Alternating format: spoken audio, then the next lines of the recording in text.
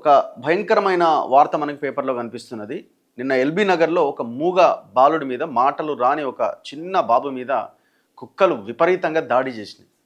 ఆ దృశ్యాలు ఎంత భయంకరంగా ఉన్నాయంటే ఆ వీడియోస్ మనం ప్లే చేయలేము. ఇగో ఇక్కడ మనకు కనిపిస్తున్న ఈ ఫోటో, ఆ ఫోటో మాత్రమే మనం చూపించగలుగుతాం. అది కూడా చాలా దారుణంగా ఉంది. మొత్తం బాడీని మొత్తం చీల్చి చెండాడినాయి ఆ కుక్కలు మొత్తం.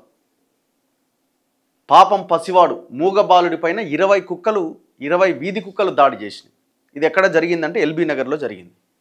అసలు ఈ ప్రభుత్వాలు ఉన్నాయా సచ్చినాయా? ఎన్ని ఘటనలు జరుగుతున్నాయి ఇట్లాంటివి చెప్పండి. చివరికి సుప్రీంకోర్టు కూడా చాలా ఆదేశాలు ఇచ్చింది. ఇప్పుడు ఎవడెవడైతే కుక్కల ప్రేమికులు వీళ్ళందరూ బయటకు వచ్చి ఏడుస్తున్నారు. ఆమె ఎవరో హీరోయిన్ మా మధ్య ఒకటే ఏడుస్తున్నది, వీధి కుక్కల్ని ఎక్కడక్కడే పెట్టాలని అంటే ఎక్కడ లేని ఏడుపు వస్తుంది ఆమెకి. మరి ఇట్లాంటి కుక్కలన్నింటినీ అట్లాంటి వాళ్ళు ఇళ్ళకి పంపాలి. ఎంత దారుణం చూడండి, అసలు ఎంత దారుణం. ఇంతవరకు సుప్రీంకోర్టు ఇచ్చిన ఆదేశాలని ఈ దేశంలో ఏ రాష్ట్ర ప్రభుత్వము పాటించలే. అంత భయంకరంగా. రక్తం ఓడుతున్న బాలుడు, నోరు తెరిచి అరవలేక నరకం చూసిన బాలుడు, ఎక్కడ పడితే అక్కడ కొరికి పీక్కు తిన్న శునకాలు, శరీరం అంతా తీవ్ర గాయాలతో ఆసుపత్రి పాలు. హైదరాబాద్లోని హయత్ నగర్లో ఈ దారుణం జరిగింది. ఏం ఘోరం ఇది! ఇగో అసలు చూడ్డానికి అతి భయంకరంగా ఉన్నది. ఒకసారి నిన్న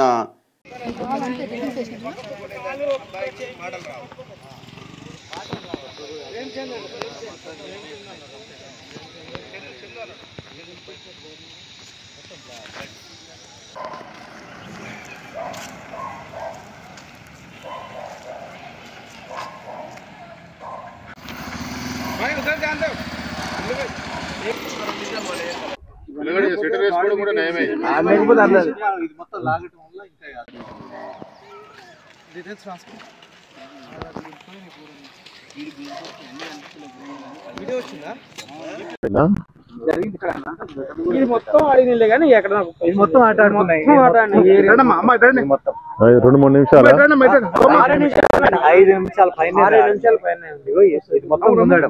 ఎవరు చూసారు?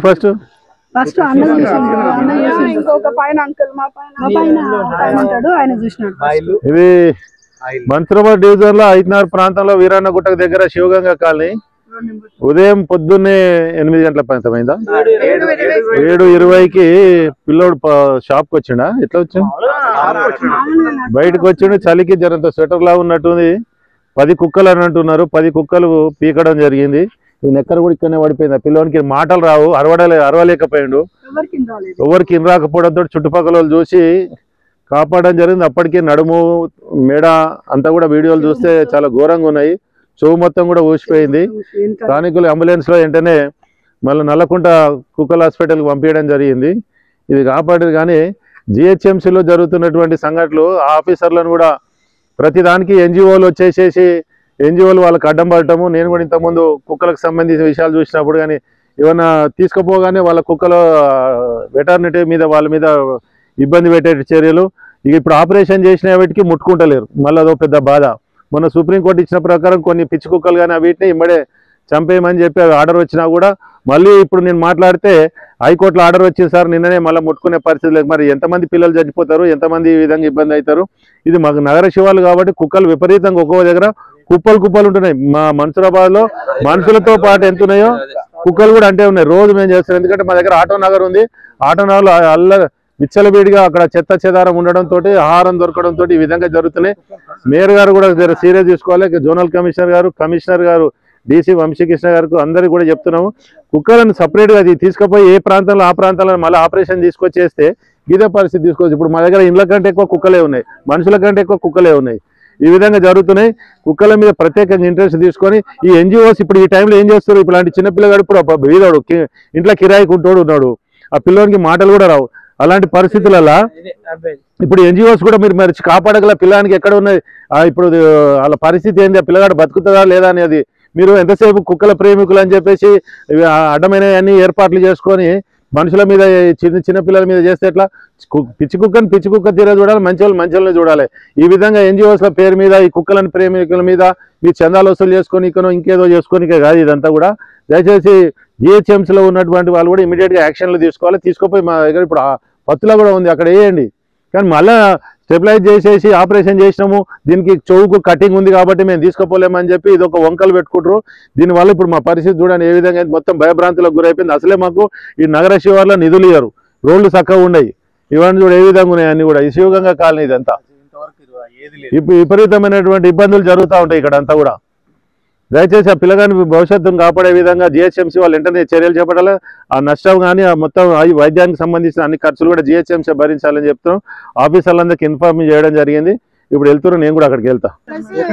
వాళ్ళు కూడా ఏమైతుందంటే కుక్కలు కూడా వస్తున్నారు, వ్యాన్ వస్తుంది.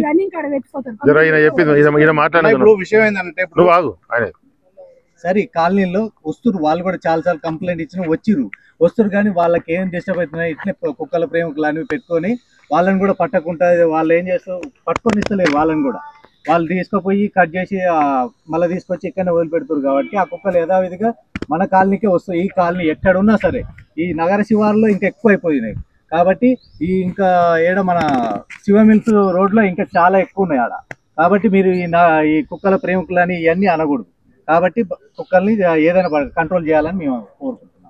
కుక్కలకి ఇప్పటికీ 3-4 టైమ్స్ కంప్లైంట్ చేస్తే వాళ్ళు వస్తారు తీసుకుంటారు. మళ్ళీ ఒక 1 day 2 days లో మళ్ళీ తీసుకొచ్చి ఇక్కడ డ్రాప్ చేసి ఒక కుండీ లాంటిది ఇచ్చేసి అక్కడ పెట్టేసి కుక్కలకు వాటర్ పోయండి, వాటర్ కోసం తాగుతారు, ఏం నీటికి రావు కలవు అని చెప్పేసి ఉచిత సలహా ఇచ్చేసి వెళ్ళిపోతారు. వాళ్ళు ఇప్పటికీ 3-4 టైమ్స్ వస్తారు, రౌండ్ చేస్తారు, 1-2 కుక్కల్ని పట్టుకుంటారు, అవి వస్తలేమని సైన్ చేయించుకుంటారు, వెళ్ళిపోతారు. ఎప్పుడు జరిగేది ఇదే. 3-4 టైమ్స్ కంప్లైంట్ ఇచ్చినాం ఇప్పటికి కుక్కలకు. ఈయన కొప్పుల నరసింహారెడ్డి గారు GHMC deputy floor leader BJP. So ఆయన ఎల్బీ నగర్ నియోజకవర్గం. సో తను పంపించిన విజువల్స్ ఇవన్నీ కూడా మన్సూరాబాద్ డివిజన్ హయత్ నగర్ శివగంగా కాలనీలో ఈరోజు మంగళవారం ఉదయం సుమారు 7 నుంచి 8 గంటల మధ్య ఒక చిన్నారుడి పైన వీధి కుక్కల దాడి జరిగింది. ఈ అబ్బాయి పేరు ప్రేమ్ చంద అట, చింటూ, వయస్సు 8 సంవత్సరాలు, తండ్రి తిరుపతిరావు, తల్లి చంద్రకళ. నల్లకుంట హాస్పిటల్కు తరలించారట వెంటనే.